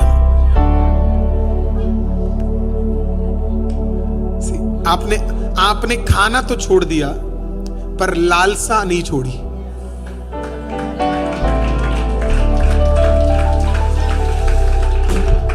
लालसा अभी भी है. लालसा अभी भी अंदर रखी पड़ी हुई है. हम फास्टिंग रख रहे लेकिन उसमें भी हम टीवी देख रहे. फास्टिंग रख रहे, उसमें भी हम क्या कर रहे? प्रभु के साथ बिल्कुल टाइम नहीं बिता रहे. हमारे फास्टिंग का कोई वैल्यू नहीं है. पर्सनल प्रेयर नहीं, पर्सनल कुछ भी नहीं, कुछ भी नहीं. हम जब छोटे होते थे तो लेंट का जब समय होता था हमारे कॉलेज में, मैं इतना ब्लेस्ड होता था. आपको पता है क्यों? क्योंकि हमारे वहां के सारे कॉलोनी के लोग ना पूरे सीजन में ना सुबह घंटी बजती थी 6 बजे, सुबह 6 बजे. तो ऐसा 3 बार ढंग टंग टंग. और आपको पता है घंटी बाद में बजती थी, लोग पहले आ जाते थे. लोग पहले आ जाते थे, 6 बजे से पहले लोग आके बैठे हुए, 6 बजे से पहले। फिर शाम को होता था, फिर 6 o'clock को, और फिर टंग टंग टंग, लोग ही है, नौकरियों से लोग आ रहे। प्रभु अद्भुत काम कर रहा है इन लोगों के लिए। जहां टाइम मिल रहा है, जो सुबह जा रहा है आदमी, वो भी 6 बजे आके 1 घंटा सर्विस अटेंड करके फिर जाते थे वो लोग। क्यों? क्योंकि फास्टिंग उनका लाइफस्टाइल था। उनको डायरेक्शन की जरूरत थी। इस साल प्रभु आपको वैसा ही डायरेक्शन देने जा रहा है, लेकिन आपको ये नहीं सोचना है अरे ये खत्म हो उसके बाद मैं कुछ करूंगा। नहीं, इसी में काम बनेंगे। खाना छोड़ना नहीं है, खाना भूलना है, उसे उपवास कहते हैं। Hallelujah. You have to forget about it. You have to be in the spirit so much कि आपने उसके बारे में क्या कर लिया है, आप भूल गए। वो आपको अब अट्रैक्ट नहीं कर रहा। अगर आप उपवास वैसा रख रहे हो तो, उस उपवास में आप हो तो। मेरे फादर और मदर जब पहली बार 40 डेज रखे थे, मैंने उन्हें स्ट्रगल करते हुए देखा। पहले 3 दिन वाज वेरी हार्ड, 7 डेज तक धीरे धीरे सब छूट जाता है। और 10th डे के बाद तो मैंने उन्हें देखा कुछ वो लेते भी नहीं है। 40th डे बाद उनको मन ही नहीं करता, खाने का वो चाहत ही खत्म हो जाता है। हम जब फास्टिंग में बैठते थे, ऐसी चर्चों में क्या होता था पता है, सुबह से लेकर रात तक प्रेयर चलता था। जो सुबह आ सकता है वो सुबह आएगा, शाम को जो आ सकता है। और तब नीचे बैठते थे, तब पता नहीं नीचे बैठते ठंड नहीं लगती थी, पता नहीं, शायद तब ठंड लगती, पर आपका पता नहीं मेरे को। लेकिन उस जमाने में पता नहीं नीचे बैठते थे हम लोग, ठंड नहीं लगती थी, नीचे भी बैठ के कमर दर्द नहीं होता था, और कोई इश्यूज नहीं थे, हम नीचे भी बैठ सकते थे। तो अब नहीं होता, पता नहीं क्यों। हालेलुया, है ना। लेकिन तब मैं सरकाज़म कर रहा हूँ, आपको समझ आ जाए। हालेलुया। तो लोग आते थे सुबह सुबह, है ना। लॉरेंस आप भी तो ऐसे ही पले बड़े हो, है ना, आपको तो मैं अब समझ रहे हो ना मैं क्या बोल रहा हूँ, है ना। और लोग आते थे और लोग बैठते थे और आराधना चलती थी। आपको मैं बता, आराधना के बीच में आग है बिल्कुल। लोग कहते हैं ऐसा कुछ आग नहीं होता, उनकी गलती नहीं है, उन्होंने अभी तक देखा ही नहीं है। तो जिसको फायर के बारे में पता ही नहीं, वो फायर के बारे में कभी प्रचार ही नहीं करेगा। वो कहेगा फायर सब बकवास है, उसकी गलती नहीं है, उसकी गलती नहीं है। हालेलुया। हाँ, तो है ना, वो कहते हैं ना, जिसके पास बीवी है ही नहीं, वो क्या कदर जाने, है ना। अच्छी वाली ना हो तो ये दिक्कत रहती। तो उसी की तरीके से, है ना, जब आप फास्टिंग में बैठोगे, there was a presence of the Lord. जब ये अभी हमारे पास 10 दिन बचे हुए, है ना। ये 10 दिन भी you have to be in power, है ना। क्या खाएंगे कितने दिन बाद ये इंपॉर्टेंट नहीं है ना। ये सब बातें नहीं होनी है। These 10 days प्रभु मुझे डायरेक्शन दे, मैं क्या करूं। मेरा ग्रेजुएशन खत्म होने वाला है, मेरी नौकरी आने वाली है, मेरी विवाह के बारे में बात हो रही है। प्रभु मुझे क्या कर, डायरेक्शन दे, मेरे को बता करना क्या है मुझे। What should I do, where should I go, how should I do it. प्रभु आपको डायरेक्शन देगा। चर्च के लिए परमेश्वर ने डायरेक्शन दे दिया, बोले इनको भेजो यहाँ पे। हालेलुया। ऐसे करो, ऐसे करो, ऐसे करो, ऐसे करो, इस तरीके से करो। प्रभु डायरेक्शन देता है। प्रभु आपको भी डायरेक्शन देगा इस साल। हालेलुया। कहां पे इन्वेस्ट करना है, कहां पे जाना है, कहां पे नौकरी करनी है, किससे मिलना है, किससे बात करना है, किसके साथ समय बिताना है, कौन से उपवास रखने हैं। हालेलुया। प्रेयर में कैसे जाना है, कैसे बैठना है, क्या घोषणा करनी है। प्रेयर में भी परमेश्वर आपसे बातचीत करेगा। अगले संडे के बाद जब आप विद द स्पिरिट सीख लोगे, आपको यह भी समझ आ जाएगा क्या क्या प्रेस करनी है, क्या क्या चीजें बोलनी है। अब मुझे नहीं लगता आप में से कोई भी अपने बच्चे को देख के गधा बुलाएगा। मुझे नहीं लगता कोई भी आपको देख के बोले यू आर सो नॉटी। बोला नहीं भाई, तू नॉटी, मैं नहीं। है ना। इतनी शैतानियां करता है कौन। मम्मा कोई शैतानी नहीं है, कोई शैतान नहीं है ना। You will not receive all these things. Hallelujah. है ना। आपके साथ कभी हुआ है आप इतना अच्छा बन के गए और फिर लोग आपको एक ही बारी में देख के बोलते, या तो अच्छा बोल देते या तो बहुत ही बुरा बोल देते। ये कलर तुझ पे सूट नहीं हो रहा, वो आप पे बिल्कुल सूट हो रहा है, वो बेचारा उस पे सूट नहीं हो रहा। इसके लिए उसको लगता है कि हरा नहीं सूट होगा, रेड नहीं सूट होगा, पिंक नहीं सूट होगा, और फिर आप वही रिसीव कर लेते हो, है ना। मैंने ऐसे लोगों को देखा, वो बिल्कुल सही होके आएंगे, हाय बड़ा कमजोर हो गया है, बड़ा कमजोर है, कुछ खा नहीं रहा, हाय बड़ा कमजोर हो गया है ना। सारे माओं को अपना बच्चा कमजोर ही लगता है ना। हाय मेरा बच्चा बड़ा कमजोर हो गया है ना। कमजोर 1 मिनट में, है ना, बिल्कुल अपने हमारे कॉन्फिडेंस की बिल्कुल, हाँ बिल्कुल वही खत्म कर देते हैं। बिल्कुल कॉन्फिडेंस रहता ही नहीं है, कॉन्फिडेंस बिल्कुल कि कुछ हैवी करके, है ना। मेरे को अभी याद है शादी में मेरा एक कजिन शादी में जा रहा था, तो शादी में क्या है वो क्या बोलते हो, जो वो आते हैं ना यार, वो मुंह साफ करने के लिए क्या बोलते हैं, अरे टिश्यू नहीं, वो जो साफ करने वाला बंदा होता है उसे क्या कहते हैं? हाँ हाँ, मेकअप आर्टिस्ट, वही तो। एक मेकअप समझ जाए करो भाई, जो भी करते हैं मुंह पे रगड़ रगड़ते हैं, बिल्कुल। आज जो भी है झूना वूना लगा के जो करते हैं, बिल्कुल ऐसे, बिल्कुल एक दिन के लिए जो आपका कलर बदल जाता है। पता ही तो है ही ना आपको। ना दूल्हा और दुल्हन कभी पहचाने में नहीं जाते, बेचारा दूल्हा तो तब भी दिखता है, दुल्हन का तो पता ही नहीं क्या हो जाता है करके। दुल्हन अलग ही दिखती है, बिल्कुल। मैं भी देखता रहता हूँ, ये मेरी वाली है। मैं तो बड़ा फनी आदमी बनते जाके कान में बोलते, तो देख ये वाली नहीं है असली, ठीक है। हालेलुया। बस जो भी है, ठीक है। आप आईसीएम वाले, इसके लिए मैं खुल के प्रचार कर सकता हूँ। चलो प्रेज़ लॉर्ड। तो बेचारा लड़का बड़ा ही अच्छा इंजीनियर बंदा, बिल्कुल जबरदस्त है ना। तो सिंपल है, उसको ये सब चीजें आती नहीं। वो बेचारा है ना, वो क्या बोलते हैं, कम्स फ्रॉम इतना हाई फाई जगह से, पीछे से नहीं आया। तो लड़की बिल्कुल भयंकर सुंदर उंदर सब ना, लड़की बिल्कुल। अब ये लड़का बेचारा वहाँ पे, वो शादी में जाने से पहले 2 घंटे पहले ना वो करते हैं, बाल को कंघी करता है, शर्ट कोई पहनाता है, घड़ी भी कोई पहनवाता है। समझ नहीं आया, पहले से इतना प्यार किसी का नहीं दिखा। शादी के दिन ही पहनवाते, आओ कोट पहनाते हैं, उसके भी फोटो लो, कोट बनाया है। तो उस दिन वो आई थी, वो जो भी करने आती है वो, तो वो आई थी और वो बंदा बिल्कुल कोट वोट पहन के बिल्कुल सेट हो गया। तो अब उसका काम था सिर्फ क्या है, थोड़ा सा उन उधर की भाषा पाउडर वाउडर लगाने आई थी, बिल्कुल मुंह पे है पाउडर वाउडर जो भी लगाते हैं मुंह पे। वो बच्चा वहां पे खड़ा हुआ था, ये आ गई, इसने आके 1 मिनट में उसको देख के बोला, अरे मैं तो अभी दुल्हन को तैयार करके आई हूँ, इतनी सुंदर लग रही तुम। अरे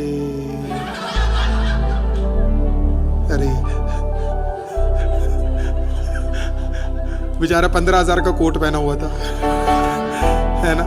10,000 की नई घड़ी पहनी थी उसने, है ना। पहनी भी नहीं थी, किसी ने पहनवाई थी। जूते महंगे, सब महंगे। एक औरत ने उसके कॉन्फिडेंस को खत्म कर दिया। अरे दुल्हन इतनी सुंदर है, तू कैसा लग रहा है? पहले मिलते तो ये होता, देखना जरा 1 मिनट में बंदे का कॉन्फिडेंस का था। वो मैं देख रहा हूँ कि भाई बिल्कुल मुंह उसका अजीब सा हो गया, बिल्कुल खतरनाक सा हो गया, बिल्कुल।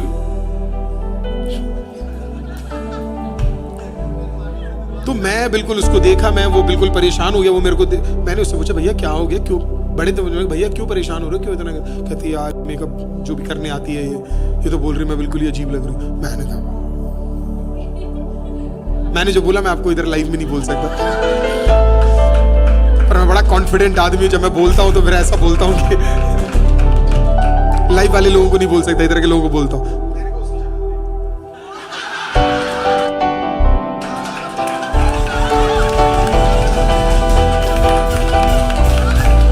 मैंने कहा भैया चिढ़ती है। हालेलुया। Praise the lord.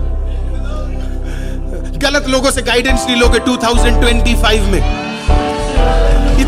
इतना सब कुछ बोलने का कारण ये था, गलत लोगों से आप गाइडेंस नहीं लोगे 2025 में। निरुत्साह करने वाले लोगों से आप गाइडेंस नहीं लोगे, आपके पर्पस को समझने ना वाले लोगों से आप गाइडेंस नहीं लोगे, जो आत्मिक नहीं है उनसे आप गाइडेंस नहीं लोगे। हालेलुया। वो आपको हमेशा नीचा ही करेंगे, वो आपको कभी प्रमोट नहीं करेंगे, वो चीजों को समझ नहीं पाएंगे। आपका काम 2025 आप सही गाइडेंस को लोगे। हालेलुया। फास्टिंग आपको वो गाइडेंस देगा, फास्टिंग आपको बताएगा। हालेलुया। मैं आपको बताऊं, अगर मैं ये बोलूंगा तो शायद बहुत लोग लगे मैं गलत बोल रहा हूं, लेकिन आपको पता कौवा एक ही बार आता था खाना देने। इसका मतलब एलिया 1 टाइम फास्टिंग था पूरे 3.5 साल। आपने नोटिस किया कि नहीं किया? कौवा पूरे दिन में एक बार आता था। और मैंने स्टडी किया, कौवा की कैपेसिटी है खाना लेके आने की, because it has to fly also. So gravity के हिसाब से उसका एक लेवल है वेट का, वो मीट लेके आता था, राइट, या जो भी खाना लेके आता था, राइट, और एक ही बार ले आता था, 1 time. It means it was limited. It was limited. It was what was needed. मेरा मानना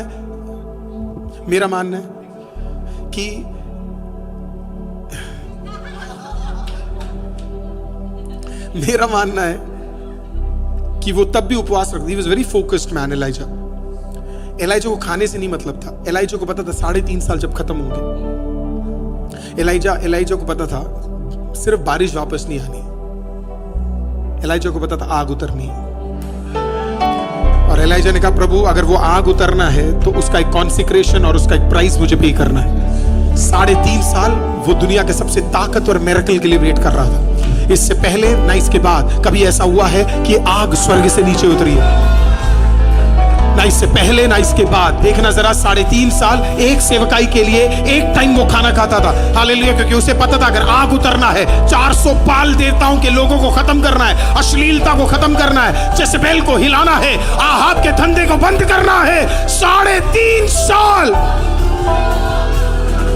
प्रभु कभी कभी आपको वेट करवा रहा है। 23, 24, 25 आपका सवाल होगा ना कि प्रभु मैं पिछले 3 साल से वेट क्यों कर रहा हूं। यीशु मसीह की सेवकाई आपको बताओ, 3.5 साल वो एक दिन के लिए इंतजार कर रहा था। 3.5 साल। ओ रबा शगवाला रबा, हालेलुया। एलिया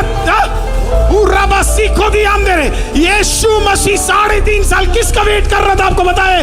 पवित्र आत्मा आग के समान उतरने के लिए यीशु मसीह वेट कर रहा था 3.5 साल।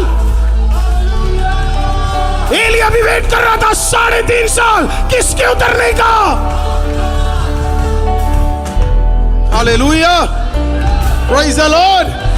कभी कभी प्रभु आपको वेट करा रहा है। आप सोच रहे होंगे मैं 1 साल से आईसीएम में आ रहा हूं, 1.5 साल से आईसीएम में आ रहा हूं, है ना सर, ये काम क्यों नहीं बन रहा? बस वेट करा रहा है। वो एक डील, वो एक काम, वो एक भलाई, वो एक सेवकाई, वो एक नौकरी, वो एक विवाह, वो एक चंगाई, वो एक छुटकारा, यहोवा वो एक के लिए वेट कर रहा है। तू फेथफुल रहे उपवास में, तू फेथफुल रहे प्रार्थना में, वो एक जब आएगा, when that one shall come, hallelujah, hallelujah।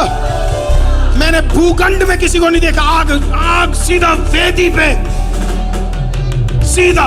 आप वो माहौल सोच सकते हो, आप जरा ब्रेन में उसे सोच सकते हो। आग, how mighty and how powerful it would be। आकाश से बारिश हो सकती है, आकाश से स्नो गिर सकता है, बट आकाश से आग गिरे, कैन यू इमेजिन दैट? क्या माहौल होगा वहां पे जब उसने, और उसने किया क्या आपको पता है? उसने उठाकर पानी लिया और उस वेदी पे क्या कर दिया? उस जमाने में आपको पता उनके पास क्या नहीं था? पानी। और उधर की सबसे महंगी चीज भी क्या थी? पानी। उसने उठा के डाला भी क्या? पानी। तू जब अपनी सबसे महंगी चीज यहोवा को देगा, आपके सबसे महंगी चीज आपको पता है क्या है? आपका शरीर है, आपका शरीर है। वेदी पे कुछ देना ही है तो शरीर को दो, शरीर को दो। हमें लगता है हमारी गाड़ी महंगी है, हमें लगता है हमारी घड़ी महंगी है, हमें लगता है हमारा घर महंगा है। नहीं है सर, सबसे महंगी चीज आपका शरीर है। परमेश्वर ने कहा मैं ना मंदिरों में हूं और ना मस्जिदों में हूं और ना ही बनाए हुए इंसान के चीजों में हूं। सबसे महंगी चीज इस पृथ्वी में जहां पे खुदा वास करता है वो आपका शरीर है। हालेलुया। कितने लोगों को समझ आ रहा है? जब ये शरीर आप देते हो खुदा को, when you give this body to the Almighty God, उसको तोड़ना पड़ेगा, उस करप्शन को हटाना पड़ेगा। संडे जैसे मैंने प्रचार किया, हटाना पड़ेगा करप्शन को, निकालना पड़ेगा करप्शन को, उठा के बाहर करना पड़ेगा करप्शन को, और फिर यहोवा का आत्मा काम करेगा। Then God shall work। Hallelujah। क्यों हम इतना उपवास रख रहे? ये करप्ट बॉडी हटे और आत्मा का काम आपके और मेरे द्वारा एक साथ हो, एक साथ हो। हमारी एक साथ की प्रार्थनाएं शहरों को बदल दे, कलीसिया को बदल दे, लोगों को बदल दे, उपस्थितियों को बदल दे। Oh, it took water। 3.5 साल एक टाइम खाता था बस, एक टाइम, एक time. Say, Lord, that's all I need। He was preparing for that one fire, one fire, one fire। Wise लोग उस एक मोमेंट का वेट करते, one moment। इसी के लिए परमेश्वर ने कहा माँ के कोख में जन्म करने वालों में सबसे ऊपर एलिया और यूहन्ना बपतिस्मा थे, एलाइजा। क्यों प्रभु उसे उठा के ले गया आपको पता है? प्रभु ने कहा तू आ, तूने बड़े कष्ट है। लोग बात ही नहीं करते एलाइजा के कष्ट की। एलाइजा का कष्ट अलग ही था। आपको पता कहां रहता था वो? एक गुहे के अंदर। कभी कभी गए हो आप गुहे के अंदर? अंधेरा, जानवर, चूहे पत्थरों पे अपने सर को रखता होगा। आपने कभी नोटिस किया एलाइजा को? कभी जिंदगी में उसने एक बार खुदा को नहीं बोला प्रभु सेम ही कौआ, सेम ही मीट, सेम ही जगह, सेम ही पानी। 3.5 साल चुपचाप। I don't care. अगर एक टाइम यहोवा देता है तो वो एक टाइम में जिंदा रहने का ताकत भी यहोवा ही देने जा रहा है। तो मैं क्यों खड़े होकर यहां पे झूठ बोलूं? 2025 कुछ लोगों के लिए प्रिपरेशन का साल होगा और कुछ लोगों के लिए 2025 उठने का साल होगा। क्योंकि आप पिछले साल फेथफुल रहे तो प्रभु आपको इस साल शायद उठाने जा रहा है। अगले साल कुछ उठने वाले हैं तो प्रभु इस साल प्रिपेयर करने जा रहा है। बिना प्रिपरेशन के खुदा, आपको पता है घर में आप कुछ भी ले आओ, बिना प्रिपरेशन के वो टेबल पे आ नहीं सकता। प्रभु आपको मेज तक पहुंचाए उससे पहले आपको तैयार करेगा। Hallelujah, praise the Lord. आप चिकन ले आओ बिना धोए करोगे, मछली ले आओ बिना धोए करोगे, सब्जी ले आओ ऑर्गेनिक ले आओ बिना धोए करोगे? नहीं। आप क्या करोगे? उसे धोओगे, उसकी गंदगी हटाओगे, उसे काटोगे कि नहीं? आपको पता है आपको धोया क्यों जाता है बार बार? हालेलुया, आपका धोना जरूरी था, इसी के लिए आप पानी में उतर के बपतिस्मा लिए। आप जब धोए तो पुराना हट गया, नया फ्रेश निकल कर बाहर आ गया। Hallelujah, hallelujah. फिर आपको काटा जाता है, सीधा उठा के डाल नहीं दिया जाता है, वो यू कट इनटू पीसेस, आपको शेप में ला दिया जाता है। उठा के सीधा नहीं डाल देंगे पूरा चिकन, क्या बंदा भी देख के डर जाएगा। पूरा पीस तू खतरनाक है, तो प्रभु कहता है वो जो बेकार है वो निकालूंगा, जो बढ़िया है उसे सिर्फ रखूंगा। हालेलुया, काट के खुदा हटाएगा वो सारी चीजें। और जिस दिन आपको बढ़िया तरीके से काट दिया, हालेलुया, और फिर फाइनली पता क्या होता है? आपको बॉईल किया जाता है 100 डिग्री सेल्सियस पे। क्या किया जाता है? कितने लोग पिछले दिनों में बढ़िया तरीके से बॉईल हुए? हालेलुया। बॉईल होने का मतलब पता है क्या? सारी इंप्योरिटीज हटती है। हालेलुया। कुकर के अंदर डाला जाता है, सीटी मारी जाती है, उसी तरीके से कितनी सीटियां हमारी भी बची है। अरे बची है कि नहीं बची है बताओ?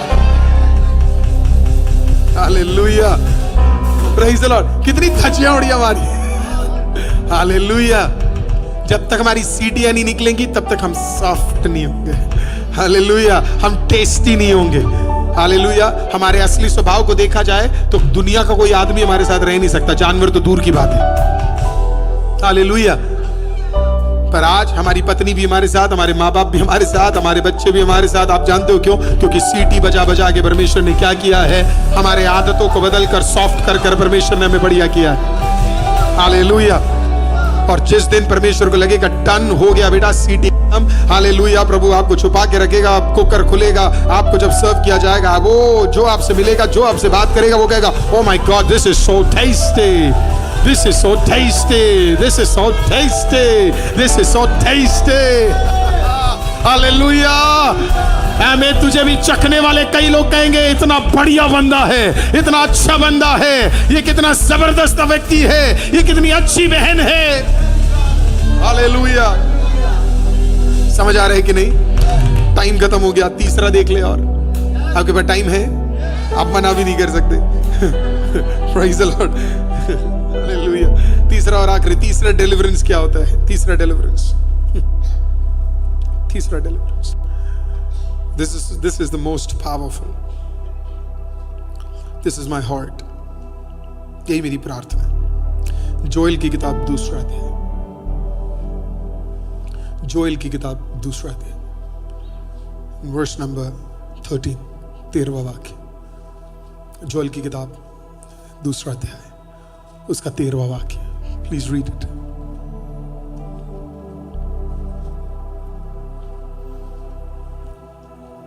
ओ मास्टर। जोएल की किताब 2 अध्याय 13वां वाक्य, 2 अध्याय 13वां वाक्य। अपने वस्त्र नहीं, अपने मन को ही फाड़कर अपने परमेश्वर यहोवा की ओर फिरो। धीरे पढ़ सकती है, जिस स्पीड में तू पढ़ रही है बेटा। अपने वस्त्र कुछ भी ग्रहण नहीं करेंगे। मुझे वो प्रचार करना ही पड़ेगा, बाइबल कैसे पढ़ते हैं। Right right right, let's read that again, goes very slow. अपने वस्त्र नहीं, अपने वस्त्र नहीं, अपने मन ही को फाड़कर, अपने मन ही को फाड़कर अपने परमेश्वर अपने परमेश्वर यहोवा की ओर फिरो, यहोवा की ओर फिरो, क्योंकि वह अनुग्रहकारी, अनुग्रहकारी, दयालु, दयालु, विलंब से क्रोध करने वाला, विलंब से क्रोध करने वाला, करुणा निधान करुणा निधान और दुख देकर और दुख देकर पछताने हारा है। यस, अगला, क्या जाने क्या जाने वह फिर कर पछताए हाँ, और ऐसी आशीष दे यस, जिससे तुम्हारे परमेश्वर यहोवा का अन्न बलि और अर्घ दिया जाए। हालेलुया। जोएल पता है क्या कहते हैं? जब आप फास्टिंग करो ना,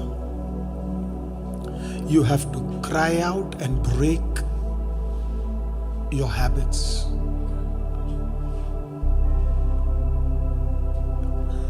पता हमें क्या बोला जाता है?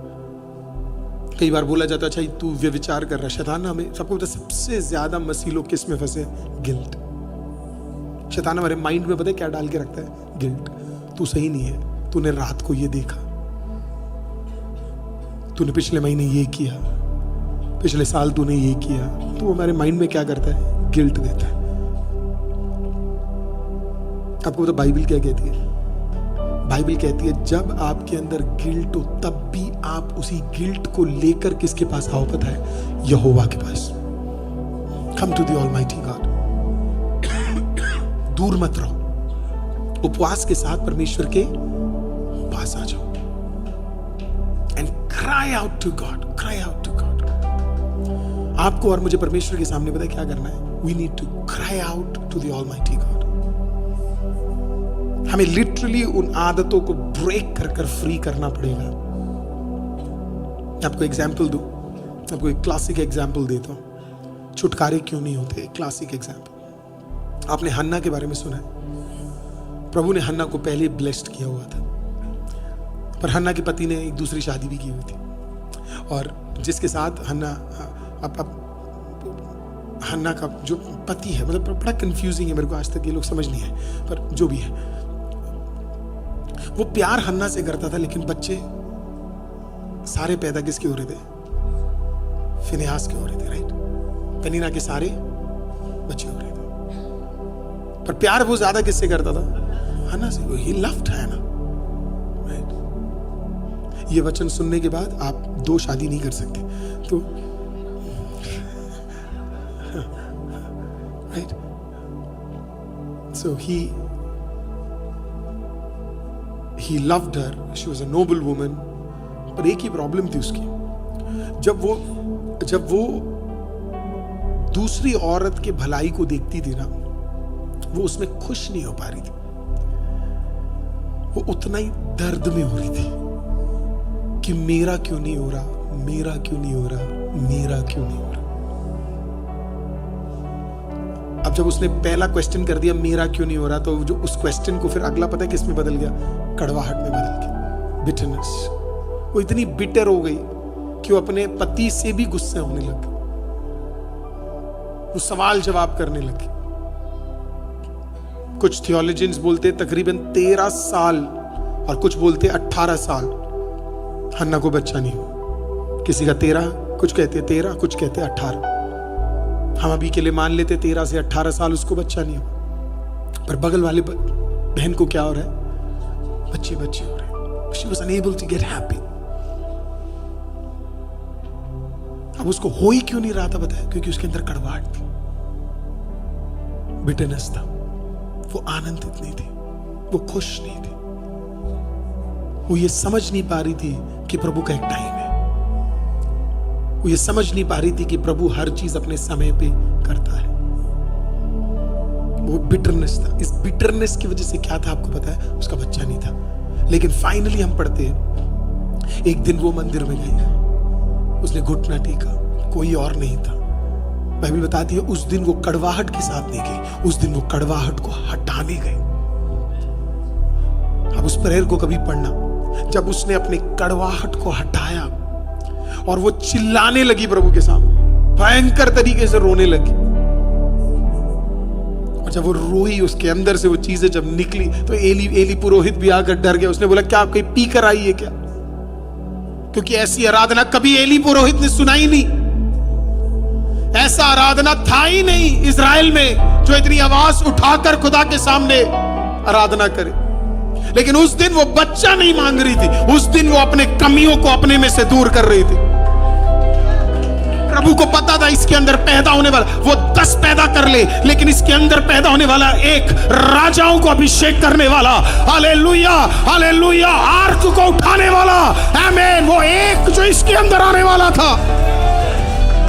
That was a powerful child. प्रभु नहीं चाहता था जो इसके अंदर आए वो कड़वाहट में पैदा हो। वो किस में पैदा हो? कड़वाहट में पैदा हो, वो जेलसी में पैदा हो। तो इसलिए प्रभु ने इसके कोक को रोक के रखा। प्रभु ने कहा नहीं दूंगा मैं तुझे। प्रभु को पता था ये बाद में जाके वही बनने वाला जिसके साथ मैं डायरेक्ट बात करने जा रहा हूं। तो वो अपनी मां के गलत नेचर को प्रभु शायद नहीं चाहता था, इसलिए प्रभु ने रोक के रखा। जिस दिन वो आई उसने अपनी कड़वाहट को हटाया, अपने शरीर की हालेलुया उन आदतों को रोक कर खींच कर हटाया। प्रभु ने क्या किया पता है? एली को समझ भी नहीं आया, लेकिन यहोवा ने उस दिन उसके कोख को छू लिया। हालेलुया, ब्लेसिंग उपवास में जो तोड़ना है उसे हटाना बहुत जरूरी है। It needs to be taken out. Joel नबी की किताब कहती है तुम रोक कर अपनी आदतों को अपने में से हटाओ, सारी कड़वाहट को हटाओ, सारे अनफॉरगिवनेस को हटाओ, लोगों ने जो बुरे आपके साथ किए उसे खींच कर हटाओ, उन आदतों को हटाओ, खींचो, निकालो। वही उपवास है। So that God can put forth that one blessing that can change your life forever and ever. एक समय पे ये बोला गया हन्ना ने शमूएल को पैदा किया। फिर एक ऐसा समय आया जब बोला गया शमूएल की मां हन्ना है।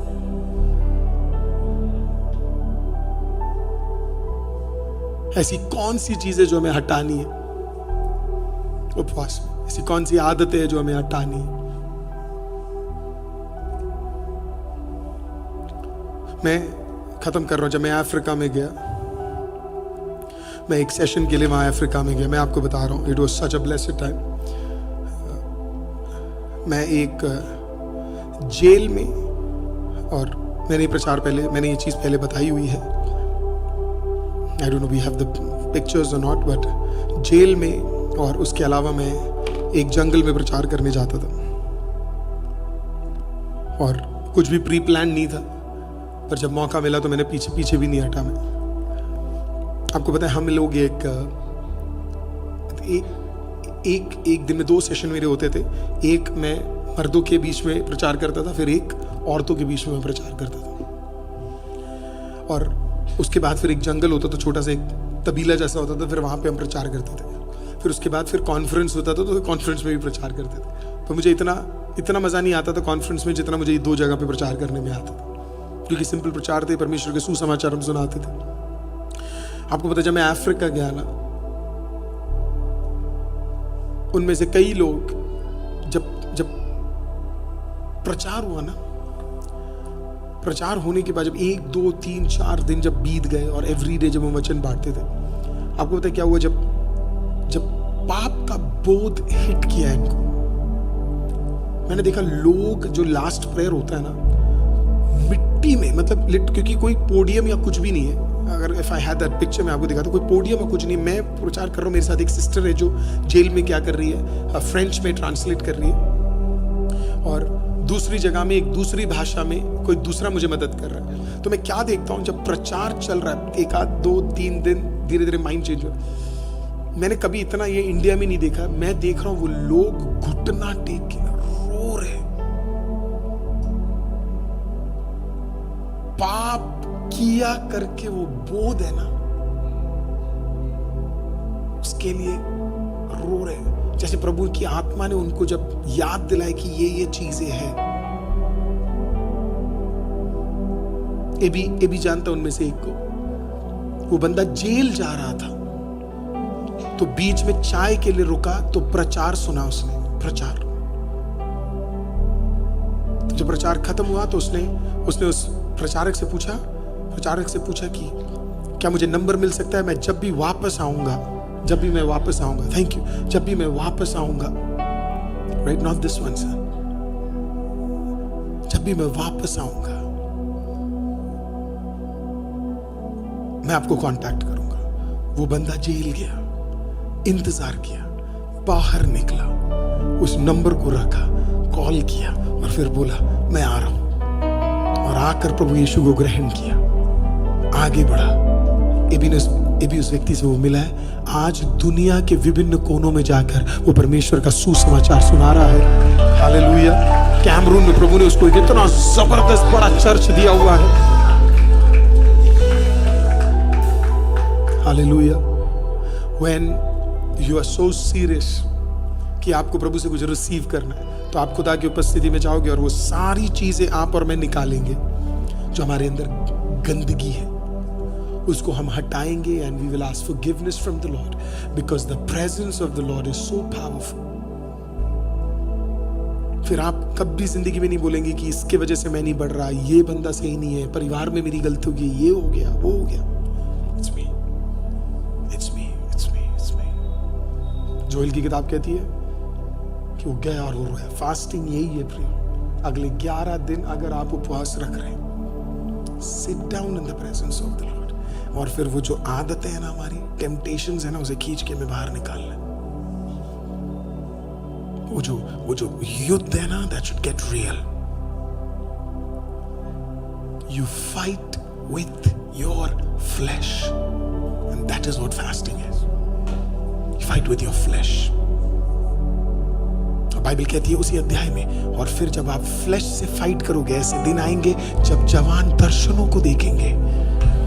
हालेलुया। और प्रभु अपने आत्मा को भूखंड के ऊपर फैलाएगा। कब? जब हम नम्र होकर, हालेलुया, अपने आप को तोड़कर हटाकर क्या करेंगे? हम लोग अपने आप को शुद्ध करेंगे, शुद्ध करेंगे। Charles Finney, Jonathan Edwards, Billy Graham, Wesleyan brothers, इन सबके खासियत बहुत सिंपल थे। खुदा की उपस्थिति में बैठकर प्रभु से बार बार कहते थे, प्रभु मुझे शुद्ध कर, शुद्ध कर, शुद्ध कर, शुद्ध कर, शुद्ध कर, शुद्ध कर, शुद्ध कर, और वो सारी आदतें निकालते थे। इस फास्टिंग में अगर आप वो कर सकते हो, मैं आपको कह रहा हूं, अगले 11 दिन बाद, 10 दिन बाद पवित्र आत्मा उतरा था हमारे। 10 दिन बाद, हालेलुया, 2 तारीख को परमेश्वर का आत्मा उतरे और परमेश्वर हमें नए लेवलों में कदम रखा। ये नॉर्मल नहीं है प्रियो कि हम साल की शुरुआत फास्टिंग से कर रहे हैं। It is time that you take time, दंडवत होकर प्रभु के सामने क्षमा मांगे और उन आदतों के खिलाफ युद्ध घोषणा कर दें। मैं नहीं जानता आप क्या देखते हैं, मैं क्या देखता हूं, आप नहीं जानते हम क्या देखते हैं, क्या बोलते हैं, क्या क्या कॉन्वर्सेशंस है, क्या क्या बातचीतें चल रही है। जो भी चीज है वो हमें हटाना है। And then you will receive the power of the Lord. 10 दिन काफी थे शिष्यों को। 10 दिन में उन्होंने साथ में प्रेयर किया, अपने आदतों को खींच कर निकाला, और 10 दिन बाद पवित्र आत्मा उतरा और प्रभु ने उन्हें उपयोग किया। It's the same thing that the Lord shall do for us. Call out to Him, cry out to Him. आंसू बहाओ और विषयों के लिए मत दुआ करो। खुदा मुझ में तेरी आत्मा अद्भुत रीति से काम करे, उसके लिए मुझे उपयोग कर। दुखों को हटाओ, कड़वाहटों को हटाओ, माइंडसेट के सारे घमंडों को तोड़ो और प्रभु को बोलो, प्रभु ये सब हटा रहा हूं करके, और एक छोटे बच्चे के समान खुदा के सामने में आना है। मुंह को फेथफुल रखना है, कुछ फालतू नहीं बोलेंगे। अगर मुंह खोलेंगे तो सिर्फ बोलेंगे जो लिखा है परमेश्वर, उसी को क्लेम करता हूं। And that's it. 10 days from now on, आपने आज एक गवाही सुनी, आप एवरीडे एक गवाही सुनेंगे।